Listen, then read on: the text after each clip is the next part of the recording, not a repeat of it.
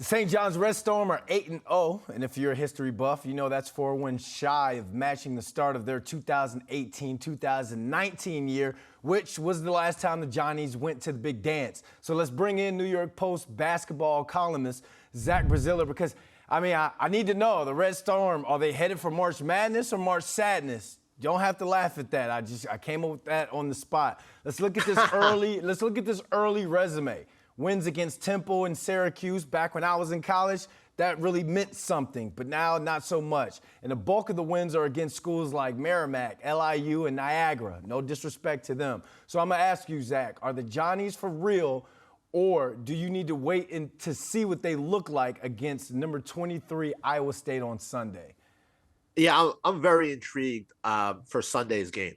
We all know St. John's hasn't really played anyone. Syracuse and Temple aren't big time schools right now. They're top 100 teams, but they're barely top 100. You go to Iowa State. Ames is a really, really difficult place to play. I would expect St. John's will be something like a 4 or 5 point underdog.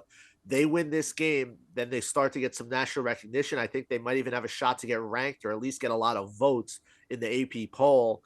It's a game that could really set them up well, for the Big East season. They would have a trademark win going into the league year. I think after UConn and Creighton, I think St. John's is as talented as anyone else in the Big East, but there's still a lot we really don't know about this team, considering they haven't really beaten anyone of note yet. Well, luckily for St. John's, they got a key piece back. Tuesday night against LIU, junior guard Pasha Alexandria was back on the floor. He had 12 points, 8 dimes. Why is it so important for him to be in that lineup?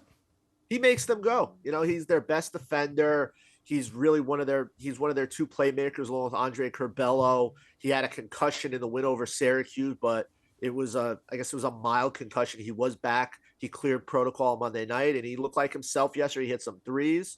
Like, this team has a big four of him, Curbelo, Joel Soriano, and David Jones. When those 4 guys are going, they're a really, really tough team to beat, and they're going to need them to beat Iowa State. All right, we're talking college basketball, so let's bring the report cards out. 2 of the big-name transfers in the offseason were Andre Curbelo and David Jones. Grade their play so far, and why? Professor Braziller. I'll give them both Bs. There's been some inconsistency.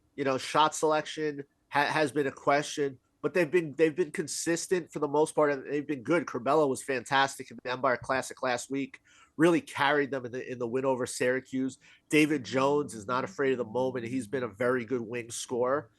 They've been great additions. They really have. I would like a little more discipline with the shot selection, and sometimes the effort isn't quite there on the defensive end. But for the most part, I think they've been everything St. John's fans could have hoped, and really give this team a chance to have a very nice season. Well, their biggest test, their midterm exam, comes on Sunday against number 23 Iowa State. Zach, thanks for joining us. Hey, man, my pleasure.